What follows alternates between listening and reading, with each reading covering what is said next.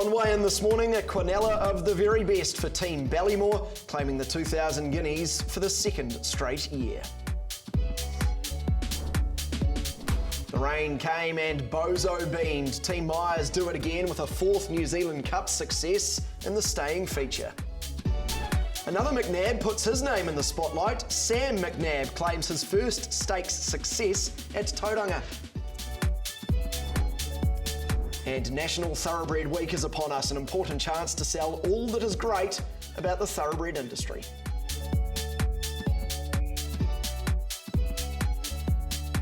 A very good morning to you. Welcome into Weigh In on your Sunday after a crazy day at Riccarton to end New Zealand Cup week down there. Emily Murphy and Jayne Ivil are with me in studio, and we're both down there yesterday. It was bizarre watching from here, and no doubt you were all trying to take shelter if you could. It was so odd, wasn't it? It was a beautiful sunny day, 17 or 18 degrees. The temperature dropped about 10 degrees and it started raining, and then it started hailing, and then there was thunder, there was lightning, there was what looked like snow covering the grounds. I think it was a real shame that it took away from what was some fabulous racing on the afternoon. Here's a look at sort of what was unfolding on track. But albeit it was a great week altogether, but we certainly had a mixture of a roller coaster of weather emotions when it came to Cup Week. I think odd is the best way to put it, Emily. I've never seen anything like it before, and it just came in so fast and so quickly, and then hung around for much longer than you would normally see a hailstorm go for. So it literally looked like snow on the ground, but it certainly gave us plenty to talk about, didn't it, right throughout the afternoon? It certainly wasn't a boring week down at Riccarton. We had a little bit of everything across the entire week, and it was such an enjoyable week to be part of the racing industry, and we did see some really wonderful results, and not just in thoroughbred racing, but right across the board through the whole week. So I think an enormous success over the last 7 days. Yep, exactly right. And there were a couple of features on the card yesterday. Of course, the first of them that we want to take a look at anyway was the Group 1 at 2,000 Guineas,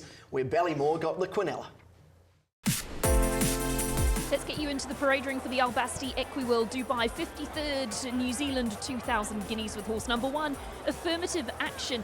Hard to fault the recent form, especially off the back of that last start win at Ellerslie. Looks to be here in great order. The next one we get to is the 6 in Romanoff. Was really brave run in the start and should relish the mile, and I feel a horse on the up. Plenty of horses break the rules. To me, he probably doesn't look like a miler, although he races like he'll see out the mile. Let's get up to Matt Cross and find out who's going to take out the 2025 edition of the Group 1 2,000 Guineas. 2,000 Guineas of 2025. Racing. Drifting back, Professional Lad. Swiss Prince was out fast and going with it on the outside. War of Silence. Hunting through in the middle is Romanoff, and getting handy wider is Mission Complete, and right with those also in the centre is He Who Dares. Affirmative Action sticks wide from a lot to go, who's along the inside of Tajana. She's midfield. And they come around the corner.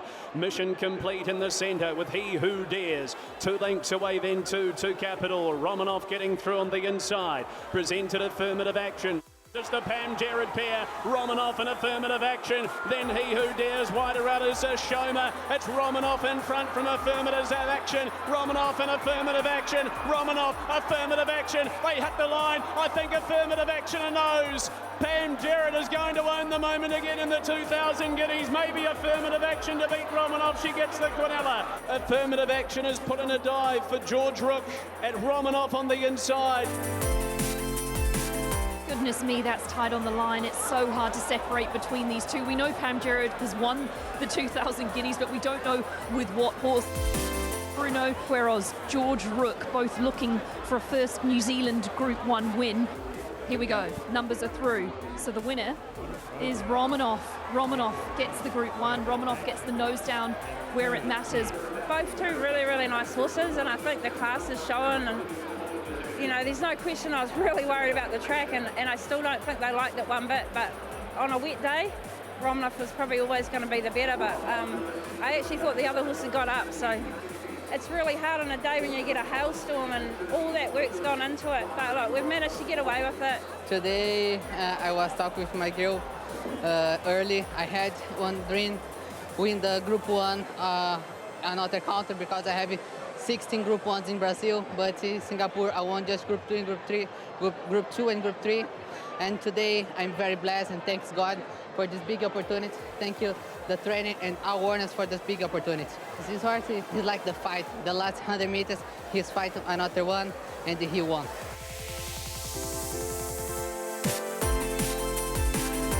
Yeah, jockey Bruno Quiros there on board Romanov, who just got up in the dying stages to win the 2,000 guineas from stablemate Affirmative Action, Shoma and Little Black Dress. A cracking race in brutal conditions there at Riccarton. And with us now, out of Team Ballymore, is racing manager Mike Thompson. Mike, thank you very much for jumping on.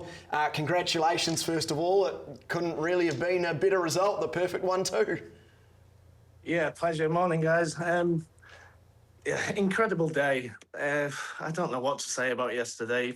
Even forget the racing. I thought we were in a disaster movie at one point. It was an incredible day. Still don't know what to think about the whole day, but an incredible achievement to get, you know, 2 horses to the Guineas, primed, ready. Great for the team, and to get the result like that, we're still in shock a little bit. Mike, take me back. You mentioned, obviously, the conditions and how things changed throughout yesterday, but there was actually a lot of sort of problems prior to that, wasn't there? Because the Sarton got moved. There was just constant changes in terms of the build-up. Tell me about the preparation and the pressure that the team were under to adapt and pivot and change. Yeah, I mean, it was interrupted, but I think we took a lot of confidence from last year with Sabagli. You know, he had an interrupted preparation. We went to Hawke's Bay. We had to move and pivot, like you say. So I think this year we just relax, just come away, walk away, don't make any rash decisions.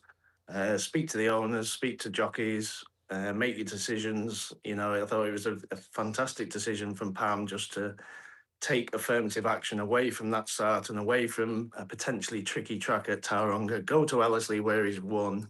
Have him on a quick backup and have him primed, ready for that. So I think it's a big team effort, and you know we have to sort of really happy with our owners of Affirmative Action to you know he would have been the favourite going into the start, and so for them to back our judgment, move away from the start and go to Ellerslie and have a softer run at Ellerslie into the Guineas, you know, amazing. As you mentioned, Affirmative Action went into the races basically your number 1 draw card. Romanov was a little bit of an underdog, really. Tell me a little bit about how he came into the race, because I thought he put the writing on the wall in the Sarton. It was a great run. His build-up on paper looked really suited to the race. Yeah, and incredible, really. He ran in the Crack of Millions, and then we never got him back out till September. We gelded him, so he's had a long spell. But his trial was super at Tarapa. His first up run at Rotorua was very nice, and I have to give a big mention to George Rook. You know, he got both of those horses to those races, really. He was a big part of Romanov. He was always going to stay with Affirmative Action, but he was a huge part of Romanov's build up to the Guineas, giving him that confidence. He did have a trick or two as a 2-year-old. He's still got a little bit in him, but he's just grown into a really nice gelding who looks pretty bomb-proof, you know, on any conditions really now. What was your gut feeling on race day, particularly when the track was downgraded and we had the hailstorm and the rain? Being by Bilardo, I would imagine the stable were thinking that Romanov was coming into the race. Yeah, and he always was, to be fair. But my thoughts after yesterday, my thoughts was what 3-year-old wants this ground? It's just a lottery, you know. You've just got to. The boys have worked so hard at home. We've got the horses primed and ready. Yeah, okay, he's by Bilardo and he probably does relish conditions. But when I walked the track just after that storm, I thought, well, they're only babies, these horses. They're only 3-year-olds. Who wants this track? So. You know, so he did come into it, and Affirmative Action probably had no right to do what he did there yesterday. We've always kept him away from the heavy tracks, but that was his grand final for the spring, so he was unbelievable. I'm just so proud of both horses. They've held each other's hand right to the line. They've said, "Come on, we'll do it together." They sure have. I guess from here, Cornella in a Group 1, one of the top 3-year-old races of the season, gives you plenty of options heading forward. How have they come through the race this morning, and do you have any sort of rough plans as to what you might do with them from here? Yeah, well, I just spoke to Pam an hour ago. She said they pulled up super. They've both eaten. A little bit tired, as you can imagine, but Pam said it's a glorious day down there, so they're out and they're happy. So they pulled up really well.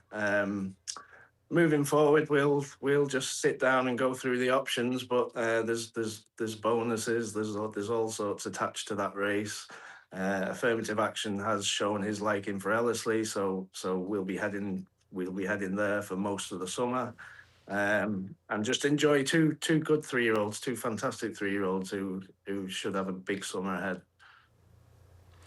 Mike, I know you're pretty hands-on in the stable. Tell us a little bit about these two horses, things that people won't know at home. Of course, we get to see them front up on race day. We know what they look like. We know how they race. But what are they like at home behind the scenes as horses?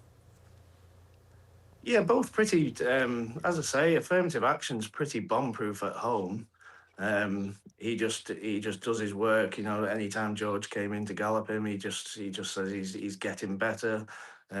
We spoke on the flight last night, and you'd said, you know, he's developing while he's in a hard preparation. So he's doing an amazing job. He's a really cool horse. He was a big sort of quite a sloppy colt, so Geldingham's really sort of tightened him up and sharpened him up. So he's been unbelievable all winter. Romanoff, as I say, going back to it before, he had a long spell after the Cracker Million, and he's just done everything right. He's very cheeky. He's got a trick or two, but both really nice horses. Both lads that came down with me, Lilu and Dalpat, done a fantastic job with them. They really do love those two horses. So credit to the whole team, the riders, as I say, George, vets, farriers, everything. You know, it takes an army to get that result. So pleased for everyone.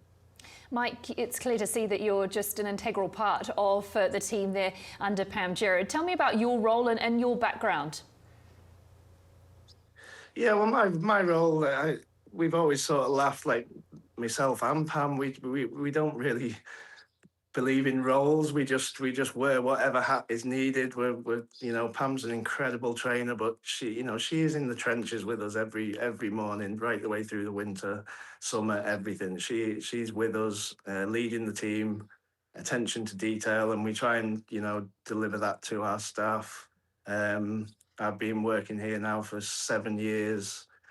We love it over here, me and my wife. I've got my little one who's 3-year-old today, so we're sorted. You know, we're very happy out here. We just get on and do the job and produce our horses as well as we can, and hopefully get those results that we got yesterday.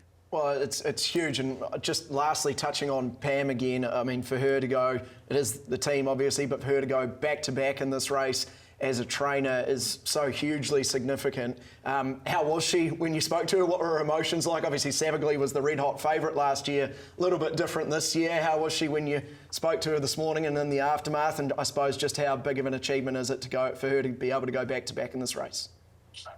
Yeah, amazing. And as I say, she was there mucking out the horses this morning. You know, she's with us in the trenches every day. So amazing for her. She's from the Riccarton sort of Christchurch area. So amazing for her to go down there 2 years in a row and take back the crown. So yeah, no, delighted. We'll all come back when we'll have a celebration next week. Yeah. Great stuff. All right, Mike. Hey, we'll let you go and be with your daughter and your family as well. Really appreciate you jumping on this morning. Congratulations, and pass on our congratulations to the whole team. Thanks, guys. Thank you. Good man. Mike Thompson there, the racing manager out of Ballymore, and I think we can probably take a little bit more of a look at this race and how it unfolded yesterday. As I say, Romanoff from Affirmative Action, Shoma and Little Black Dress.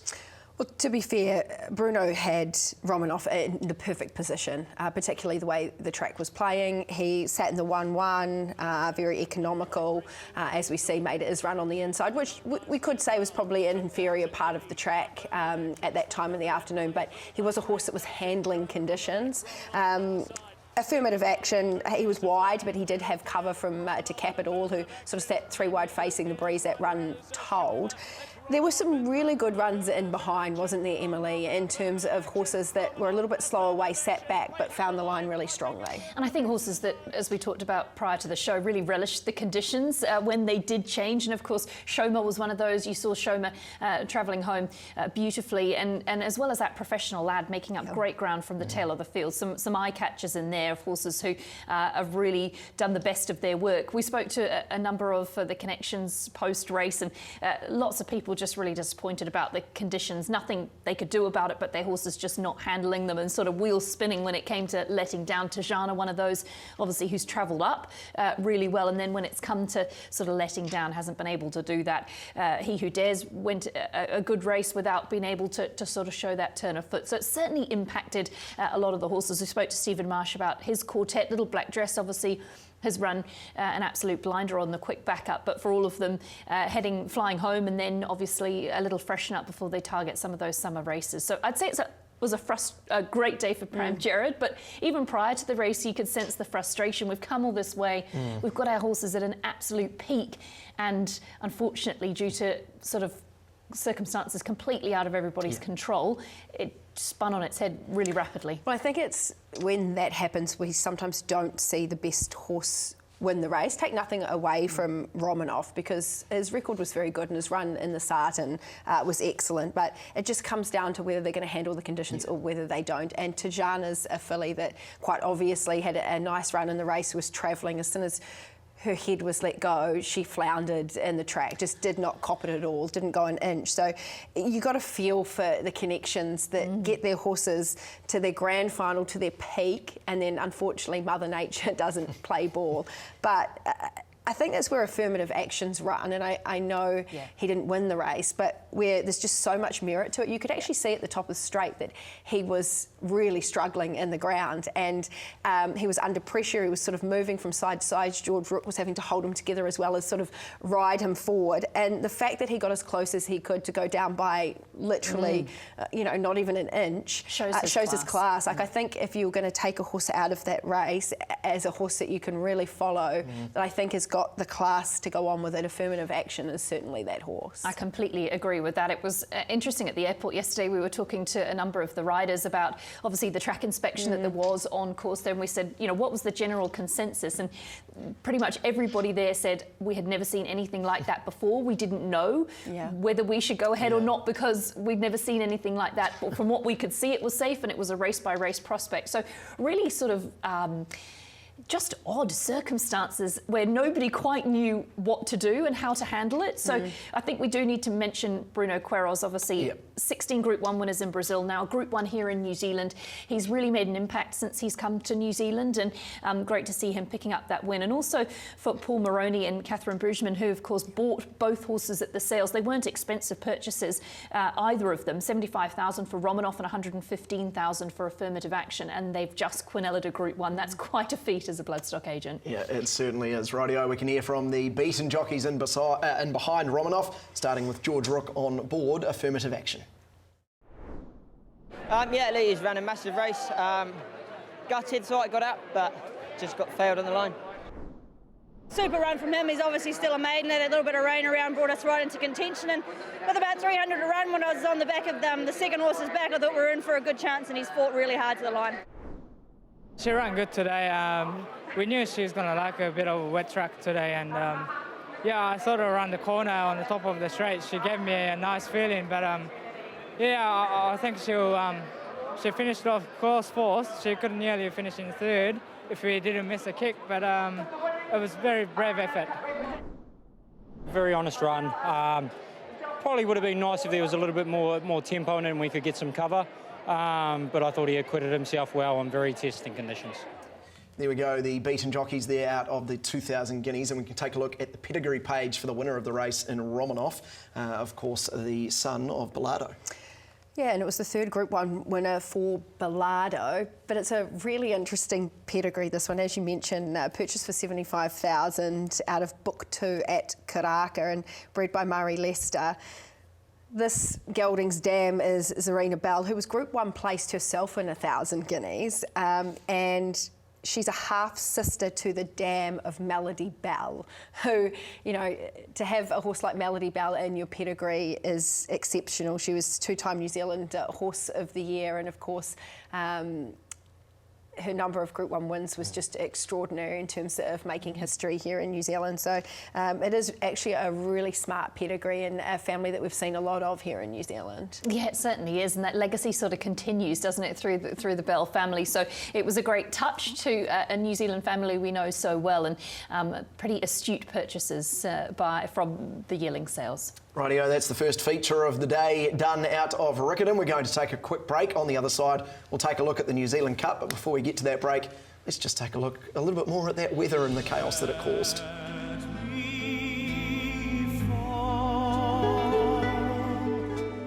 Bev and I have never actually seen anything like this. The parade ring here behind us is almost white with hail. Looks like it snowed. Crazy scenes. Don't know what these young people, they're not really dressed up for the occasion either, Emily.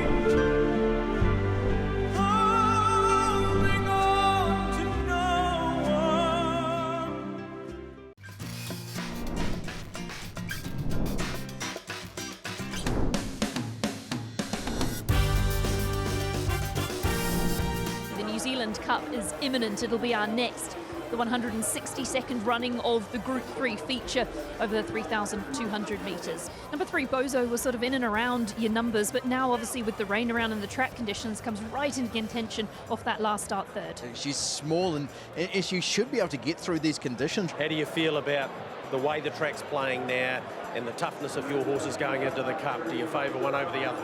On wet track conditions, I'd think it brings Bozo right into it. But the worst result of all will be Bozo, number 3 in the book. We opened $31, it's into $14. Worst result, Bozo in this year's New Zealand Cup. Beavertown Boy to Lincoln and Koyama will be the last for the Martin Collins New Zealand Cup. We're set, we're ready. Racing in the New Zealand Cup of 2025, and Court of Appeal was slow to go.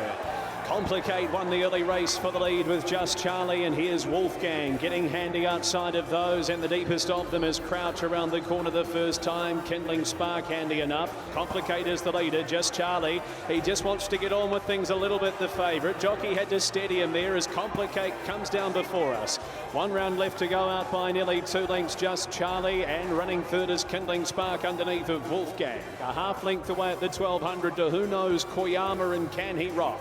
Next, the inside Court of Appeal from Titikaka. They're followed by Bozo, who's on the outside of Crouch. Noble Knight shuffled back with Star Ballot, Beavertown Boy, and I'm a Dirty Rascal is the last of them. The 162nd Martin Collins New Zealand Cup. And as they turn and go, give them a cheer, Riccarton Park. This is going to be a tough old test up the straight. Prince Selby's gone to the front from Just Charlie. Who Knows and Bozo. Canny Rock runs on deeper. It's Prince Selby for Southland, the leader. Bozo starting to close brilliantly from Not a Bad Spillane. Bozo relishing the conditions best. Kevin Myers has done it again. Tina Komanyagi and Bozo for the New Zealand Cup wins it by 3 lengths. Only 2 mares in the past 10 years have won the New Zealand Cup, and Bozo adds her name to that list. Yeah, it is a special one. Like, we set horses for November from sometimes 6 to 12 months out.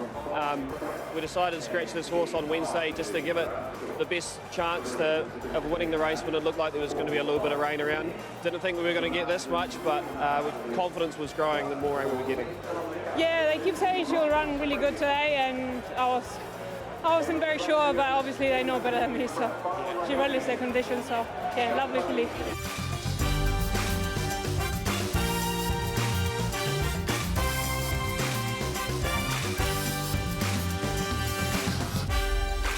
162nd running of the Group 3 New Zealand Cup. Won brilliantly by Bozo from Not a Bad Spillane, Can He Rock and Prince Elby. I mean, the money came quite a lot for Bozo, and it was absolutely bang on. Yeah, you were pretty astute if you were able to find Bozo in the market, and everything just angled you that way when the rain started coming. Obviously, she's got the great wet track credentials, but for Tina Komanyagi, she gets these horses into such a beautiful rhythm. She allows them to breathe and just find their place, and she adds another New Zealand Cup to her list. And I know she's got that fantastic record with Kevin Myers too. Yes, she does. She's got a great strike rate with him, and I don't think we spoke about that throughout the week. 29% winning strike rate over her entire career, which is just massive, because we see trainers and jockeys have runs where you might look back at sort of their last 20 rides and their strike rate's looking good, but over the course of her career, to be sitting at a 29% strike rate with Kevin Myers is just enormous. So she's obviously one of his go-to jockeys when he sends horses south, and she delivers. And as you mentioned, they combined back in 2022 with LJ to win the Cup, and it was the 4th win for Kevin Myers in the New Zealand Cup. So he's forming a pretty good record in the race. And even just overall throughout the week, Emily, Tina in the saddle, and even Kevin in terms of what he managed to achieve as a trainer, 7 winners across the week. You always know you can follow Kevin Myers across Cup Week, and actually Tina as well. She was riding in sensational form. As I mentioned in that little package that we saw, when you go back over the past 20 years, 12 female riders have won the New Zealand Cup. There's an elite lineup of riders. When you look at the statistics, a lot of that comes down to the weight, obviously, of New Zealand Cup, notoriously light weights. But for the mares as well, 6 mares of the past 20 years, and of course back-to-back in 24 and 25 with Mezzabine and now Bozo. So, and for Kevin Myers himself, that was 4 New Zealand Cups. So a really good historical part of the race. I thought the ride aboard Not a Bad Spillane was the ride of the week. Ellen Nicholas saving ground on the inside, pinching runs. Not a Bad Spillane gets home just really well to finish off into that 2nd spot. I think they're eyeing up a Wellington Cup with Not a Bad Spillane. Dirty Rascal was obviously right in contention in the market. Didn't know really what to make of the run. A head scratcher when we talked to the connections post-race, gone and then stuck on. It's going to stay down in the South Island and perhaps look at Wellington as well. So a couple of horses to follow from the race, but it was Bozo's day. Yeah, it was a race that was sort of set up for the back markers when you look at it, where they settled in running and were able to make those swooping runs down the outside. Both Bozo and Can He Rock were pretty wide coming out of the turn the first time, and settled towards the rear of the field. Super run by Prince Elby, who over-raced in the first couple of furlongs and then made a mid-race move to sort of slide into the race. For him to stick on the way he did was excellent. And you mentioned Ellen Nichols. I thought the best losing ride of the day on Not a Bad Spillane. She saved ground at any opportunity she could, but it was really set up for those horses at the back of the field to run home. But yeah, just I think you can't say too much other than the success of Tina and Kevin when you're talking about the New Zealand Cup. And, you know, we mentioned his 4 New Zealand Cups. 3 of those have been in the last 4 years. So, yeah, he's just definitely a trainer to follow over this carnival. Certainly is. We move along to the Stewards Stakes, the listed feature, won by Inflamed from Trowbridge and Insatiable and Slipper Island. Inflamed was taken back by Donovan Cooper and then taken wide, and was the horse that really loved the ground the most. Look at the way that this horse comes home. And speaking to Shane Anderton post-race, he said it wasn't the plan at all. They were hoping to push forward with her, but she was a little bit tardy out of the barrier, settled back, and was the widest runner on the turn. A massive run and a great result for the White Robe Lodge team, bred of course by Brian Anderton's late wife Lorraine. They race her, and yeah, look, she won an open handicap over 1,400 metres in really good style the start before. This was only her 3rd run of the preparation, and she seems to have come back in really nice order to be now having won 2 of her 3 runs this time in. Did compete in this race last year, and she finished 4th behind Mystic, or 4 lengths, I should say, behind Mystic Park 12 months ago. But her first win at stakes level, so terrific for the family, Emily. But there were a couple of nice runs in behind as well. Yeah, there were a couple of nice runs. I know we talked talked to Sam Burgesson yesterday, and Insatiable's going to stay down south off the back of a solid effort, and Thoroughbred obviously enjoying the wet track conditions. Bruno just dropping his stick, unfortunately, for Connections, and that no doubt has an impact in a reasonably tight finish. So a couple of horses to follow in behind, but I really like the story around Inflamed, and was set up for the race, and there was a little bit of interest in the market as things got closer to a start. So a good product of the South Island, and it was a good result to see. I think the race probably certainly changed complexion when we were running on a heavy surface. Of course, we saw the scratching of Platinum Attack, who was the short price favourite for the race off the back of what he'd been able to do on day one. And I actually watched Lisa's two horses that were scratched on the day in Platinum Pantheon and Platinum Attack leave the race course yesterday, and I watched him walk out and walk onto the float, and I thought, what a tragedy, because he just looked super. I don't think there was a horse that looked as good as what he did on the day, and I thought, gosh, that's disappointing for Connections to have a horse who seemingly bounced out of that win on day one to not be able to compete on day three. So he's just a horse that I'd be putting a mark next to and going, well, let's see where he heads next, because he just looked sensational. Great piece of information. Thanks for that, Jane. Rightio, we hear from the beaten jockeys, starting with Bruno Queiroz on board Thoroughbred. I was very confident with him after the run, because this horse already won at the Riccarton with the heavy track. And he was riding very well. He's flying back home, but probably I lost the race because I lost the whip the last 100 meters. Maybe I'm good. He's gone good. Unfortunately, got a little bit upset in the gates and just missed it a half a beat. I'd have loved to be in the second row rather than the third, but he's gone well. Great honest run for a horse that doesn't handle the wet track. So, look, if it was firm, he probably would have run a really good race, but he was very honest today. I was really happy with the run. I thought horse ran really well. The rain probably brought her into the race a bit, and yeah, I thought she finished off nicely to be in the top six. The beaten jockeys there out of the Stewards Stakes, and just before we leave Riccarton for the week, we'll go back to Wednesday.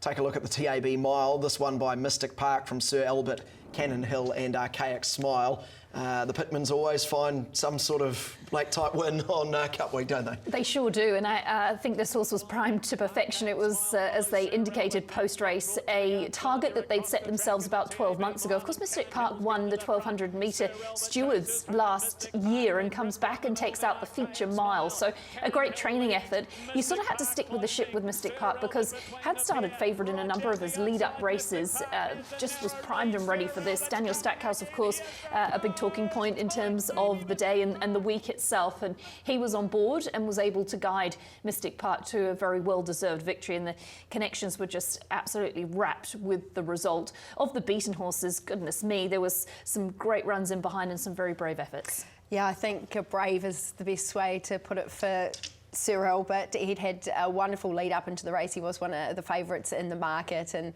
look, he didn't give it away, did he? He fought to the line, so a super effort from him. Cannon Hill, a galloper that's in form at the moment and continues to race well, and Archaic Smile doing what Archaic Smile does, getting back and hitting the line really strongly. But there were some nice runs in behind the winner. But yeah, look, I just really like the story with the Pitmans. It's a week that's really special to them for obviously not just positive reasons. Many years ago they lost their son, and so I think for them as a family, when they get results like this on Cup Week, it really means a lot to them. And to be able to bring Daniel Stackhouse back to New Zealand from Australia to his, I guess, essentially his home track, it was just really nice to see them team up together. I thought Daniel Stackhouse rode brilliantly over the 2 days that he was there, and yeah, the carnival, I guess, improved for the Pitmans. I know they mentioned that day one didn't go so well for them, but it certainly got better from there. And they've always had a lot of time for this horse. And yeah, he's now posted his 8th win of a fairly short career. He's pretty lightly tried galloper, only having the 19 career starts. And yeah, I think seeing him go to Trentham now, it'll be interesting to see where he stacks up now that they're sort of training him as a miler and focusing him in that direction, and that's shaping up to be a brilliant race, the Mufasa at Trentham in a few weeks' time. Yep, it certainly is. Rightio, we leave Riccarton for a moment and we head up north to Tauranga in the Group 2 Tauranga Stakes taken out by Agera. We'll take a look at the race shortly, but first of all we can bring in Sam McNab, who rode Agera to victory. Sam, a very good morning to you. I believe it was your first ride in a black type race, and not only was it your first ride, your first win as well. Massive congratulations, mate. How big a moment was that for you in your career? Yeah, thank you. Morning, guys. No, it was awesome. We obviously knew he was in great form, so just had to go in and hope for the best. What was it like hearing that you were getting the ride in the race? Because obviously the Pike team have supported you right the way through. What was the sort of build-up like? Were there any nerves? There's obviously a bit of nerves, but I was just treating it as another race. I still had to get the job done, but it was really exciting to get the opportunity, and for Pikey to give me that type of opportunity so early in my career, very grateful. Can you talk us through the run? Because you got a really nice run in transit. It looked like the horse had relaxed quite nicely for you, and you had to show a little bit of patience. The inside opened up. Just talk us through what happened from the barrier. Yeah, he jumped well, but he just took a while to get into stride. Ended up in a lovely spot just behind the lead, and we had in the back of our mind that Jazz's horse will roll off the rail. Wasn't quite sure when she straightened up if it was going to, so I just had to be patient, and when she did, he burst through that gap and he was really strong to the line. What is it about this horse that makes him so good at the moment? I think 6 wins in his last 8 starts. I think he's just full of confidence. He thrives with his work, and he's galloped the same the whole way through. I ride him a lot of his track work, and he's just a cool horse, so it's awesome to see him doing these type of things. Sam, it must be a dream start to the career with the way things are going. Just tell me about how you began riding and a little bit about your background. So obviously, Dad was a jockey, and Michael, my brother's a jockey. I got in the round pen probably 18 months ago, and then got in a couple of horses at the tracks, and then went to Pike since Dad's there. Pikey put me on my first horse, and at the time Holly Wynyard and Ryan Elliott were there, and they taught me a lot really quickly, and I sort of just went from there. It was at trials, it felt pretty quick, and then straight into race day, so it's all happened pretty quick, but I'm loving it. Yeah, that is quick. So sort of an 18-month build-up. What changed your mind, having not ridden as sort of a younger person? What changed your mind to make riding an option? I was working on the ground at Pikes, and I wasn't enjoying school, and I was trying to get out of school as much as I can, and Dad would let me, and then sort of just clicked that if I try riding. And it's just something that I ended up wanting to do, and I really liked it when I started, so sort of never stopped from there. Tell me about Michael, because no doubt he's been a huge impact on your career and obviously assisting you greatly. Tell me about that bond and how he helps you. Yeah, it's great. He's someone I look up to, not only as a rider but as a person, and he's just good. He's obviously off injured at the moment, but I get all the support from him now, so it's great. To have him in the jockey's room when he is riding, it's a big help. Obviously get a lot of support from him, a few tips here and there, and he was there yesterday and it meant a lot to me, so it was quite special. You've obviously got the right people around you to support you through your career, and you mentioned things happening so quickly. You've had less than 200 rides in the saddle and you've picked up your first stakes winner. How were you feeling on course yesterday? How did you approach it? Did it feel different to any other day? I had quite a nice book of rides early on, so I just didn't feel too different. And then when the water pipes broke, we had to wait around a bit. The nerves probably started kicking in a bit. I wanted to get over and done with, but I'm glad I got the result. Just on that water pipe situation, I mean, did that give you any concerns about, 70 metres shorter? Did it give you any concerns around Agera? What was that whole situation like for yourself and Tony and the rest of the team around your runner? Yeah, I wasn't quite sure, obviously, dropping back from 2,000 to a mile. I just took it in that he might sprint a bit quicker and for longer, so didn't really mind, but it was a bit of a query, but obviously he seemed to handle it fine. Well, it's been a great start. This season will be your first full season in the saddle, obviously doing a part of a season last year. What are some of the goals that you've set for yourself and what would you like to achieve? Don't really have many goals. I just want to keep improving my riding, get my style a bit better and just hopefully just keep riding winners. That's my main goal at the moment. Hey, really appreciate you jumping on. Thank you so much for giving up your time. Massive congratulations again on what you achieved yesterday and looking forward to seeing you do it again soon. Great. Thanks for having me, guys.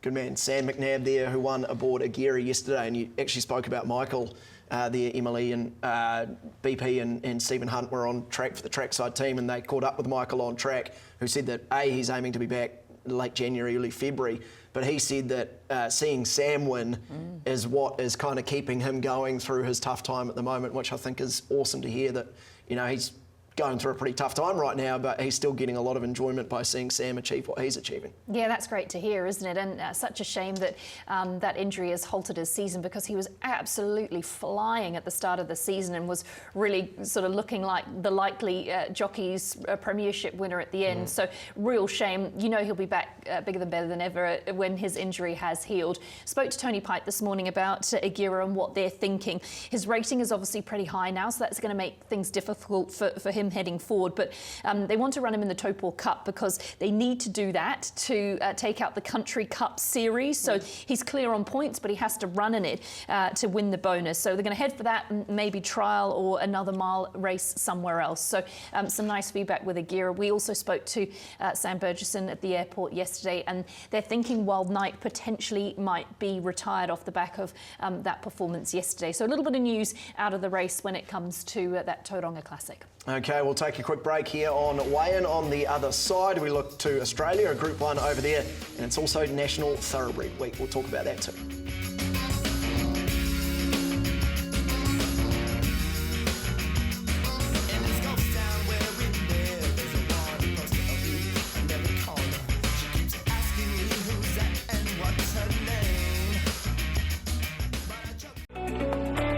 Don't forget my love.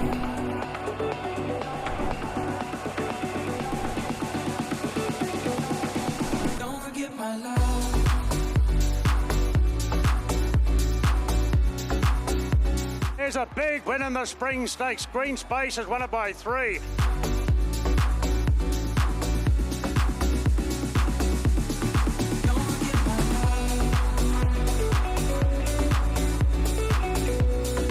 A length and a quarter, Angel Capital. Jimmy's too good. Jimmy's Starling.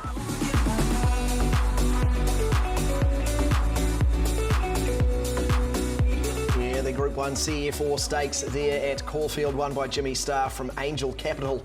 Evaporate and Pinstriped. This lad loves Caulfield and he loves the 1400 as well. Doesn't he love Caulfield? His record at Caulfield is outstanding. He's just developed into such a wonderful racehorse. I remember him in his early days in Melbourne, and he did all sorts of things wrong on race day, not just in the mounting yard by getting himself really wound up, but he wasn't overly tractable sometimes in a race as well. But I guess racing, maturity, we say all those things, time for horses, and he's really furnished it into such an outstanding sprinter over in Australia, of course, picking up his third Group 1 of his career.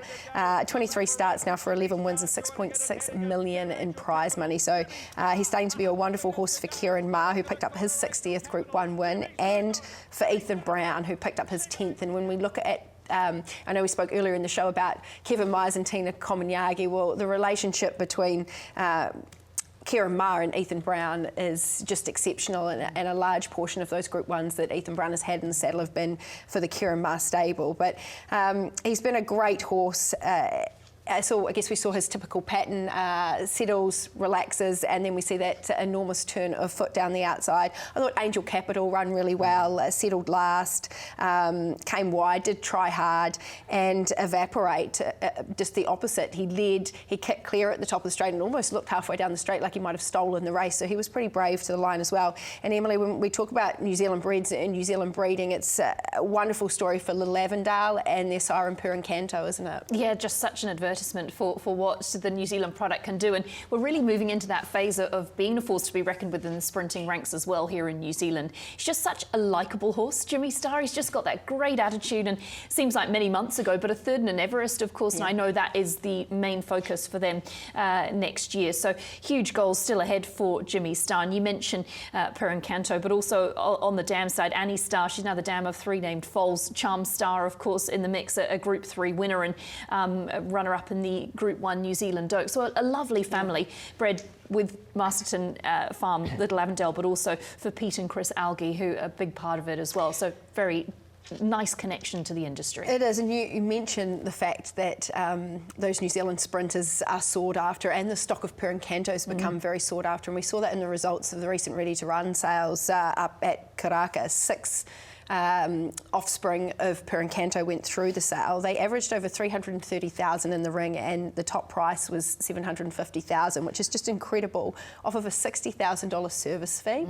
So those people that are breeding to Perencanto are actually doing really well from a commercial sense now that the horse is producing such good results on the racetrack. And for the Central Districts as well, actually, because Kaiying Rising is a product of the Central Districts, Jimmy Star is a product of Central Districts, War Machine, another horse that was in the Everest. There's just some great connection with sprinters, and it's a real turn of the ages, sort of, because we've been known for our stayers and the good quality, tough stayers that we can produce here in New Zealand, but we're showing that with a much bigger market, we can grow all types of horses, and we've got the pedigrees to deliver at the highest level. Well, speaking of Little Avondale, that's the perfect segue, because they are going to have an open day this week for National Thoroughbred Week, which is a chance for the public to essentially go to a stable and learn just what goes on behind closed doors. And with us now is the co-founder of National Thoroughbred Week and also Kick Up Collective Director, Vicky Leonard. Vicky, thank you very much for jumping on.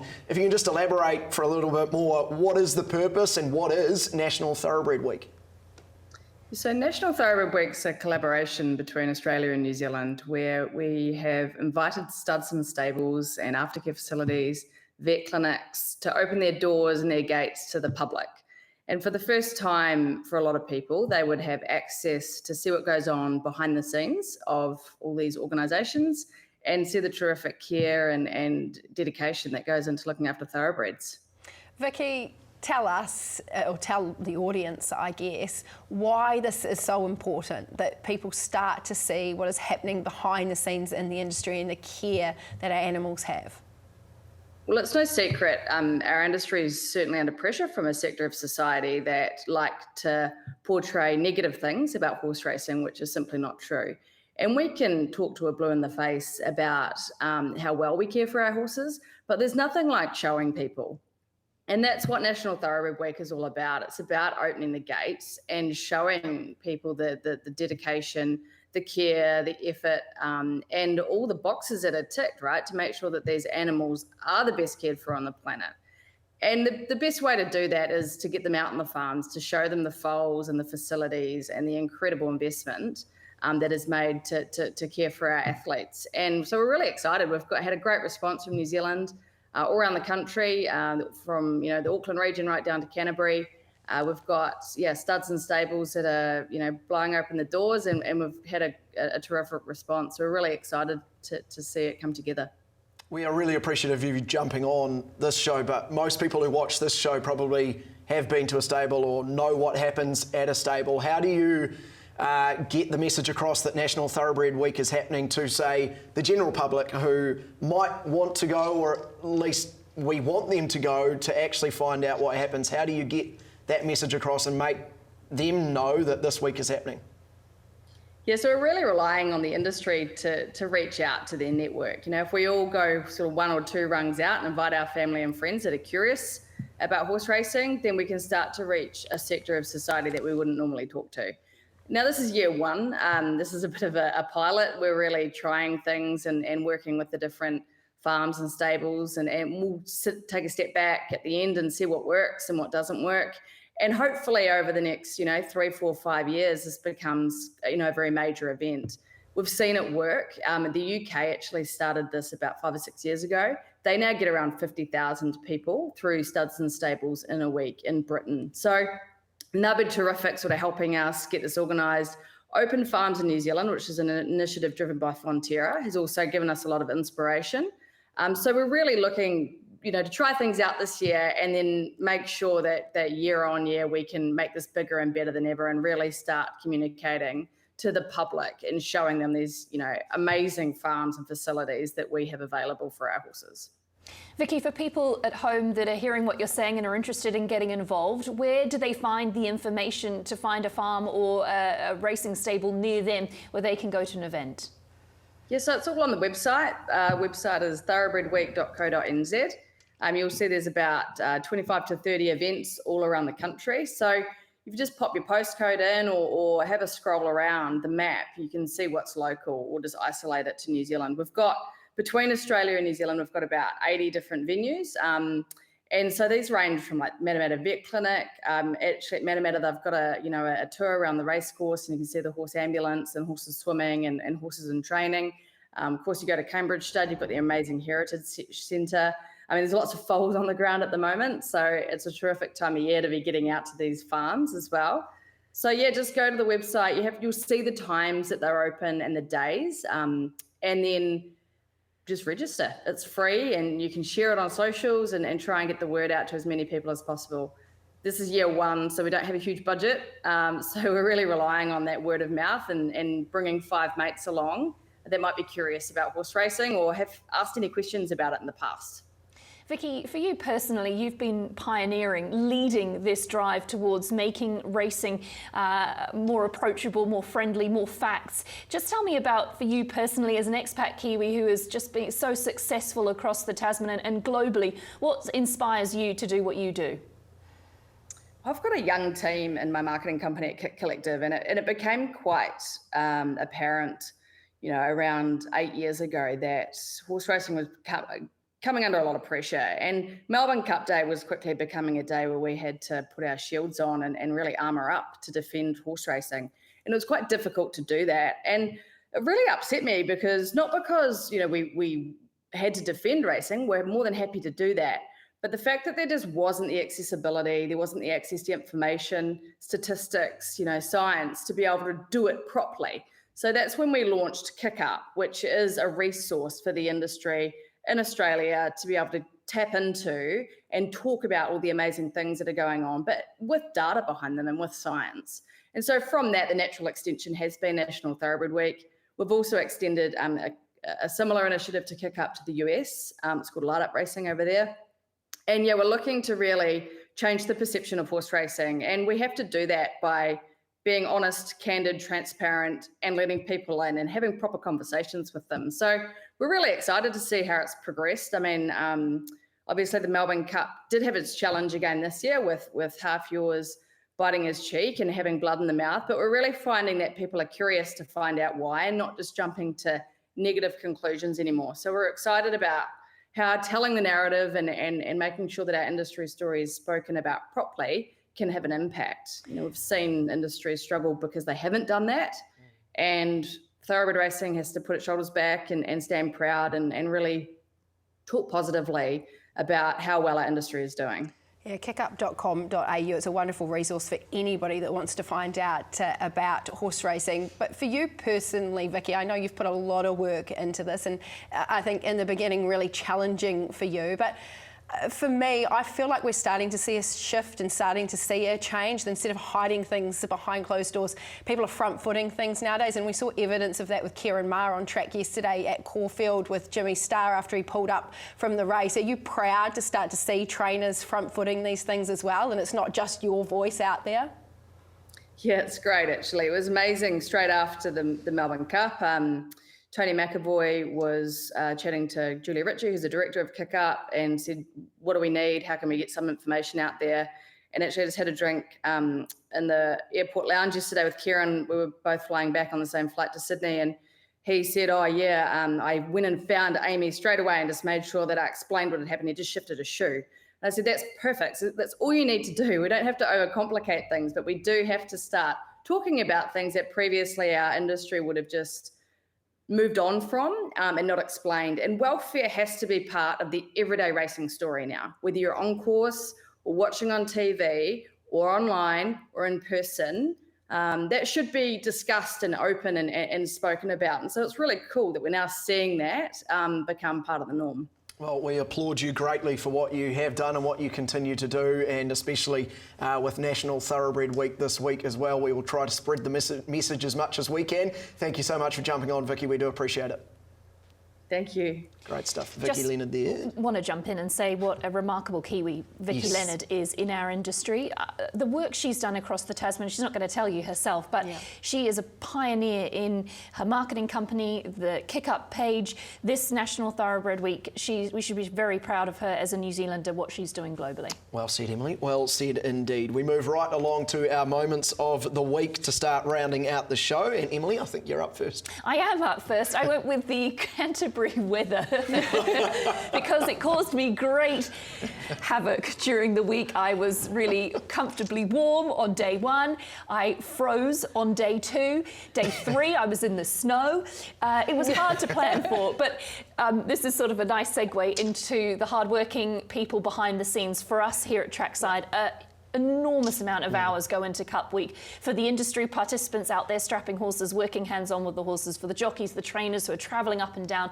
It is a monster week, and the Christchurch weather did not help us in any way, shape or form. Just in general, this was a very odd day at the races. And Emily, is this where you personally thank the Christchurch crew for providing you with a electric blanket that was wrapped around your waist for most of the week down at Riccarton? It's a shame we don't actually have the vision. Well, we of did. it. If you were tuned in on Wednesday, I think you might have got a little sneak peek of my blanket. It was very cold on Wednesday. She says complaining about the weather whilst Jane's out there, battling the conditions, and I'm in my blankie. I did have the benefit, when you're cold and you're moving, it's very helpful. When you're cold and you're stationary, it is just awful. So I actually had the luck of being able to be out and about.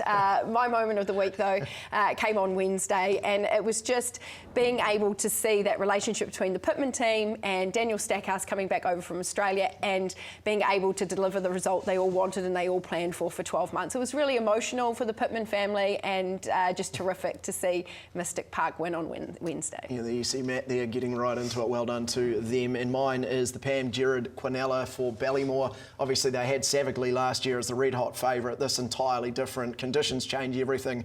And not only did they manage to win the race, but they managed to run second as well. I think that's a significant achievement. So well done to Pam and everyone in the Ballymore team. Our Weight Watchers, if we can. Emily, you first again. Yep, I went with Saxon Legend from the Anna Furlong stable. Posted a really nice third yesterday over 1,400 metres at a rating 65. I think it'll pick up that rating 65 pretty swiftly. Well, I've fallen in love with the Meg Canadian-trained Havari. I just love him from a yard perspective. He finished second on day 1 in behind a promising type. And then if you go back and watch race 1 out of Riccarton yesterday, did not get a crack at them at any point down the home straight. He's due a win. I think that the team may be looking at heading to Trentham in a few weeks' time. And I'm race 5 out of Tauranga, the rating 75, Onera, who did get clear air, but not for a long time in that race, and boomed home to finish third. So I think that is a horse to follow going forward. That is all we have time for on Weigh In for your Sunday. Thank you very much for tuning in. Good to see you both. We'll be back again next week. Go well.